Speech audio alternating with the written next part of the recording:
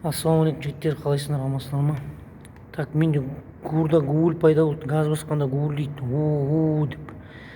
Соны не заттан қалай болады екен деп ремонттап ашып едім. В общем, андай выработка пайда болған екен ішінде. Но негізінде яйцообразка фигурасы өзгеріп кеткен, көріп тұрсыз ба, бір қапталға қарай ашылып кеткен екеуі де. Мен мына жағына ашылған, сосын мына жағына қарай ашылған. В общем, ремонтқа келмейді. Бұның қызметі мынауынан бетінде тұрады, былайынан.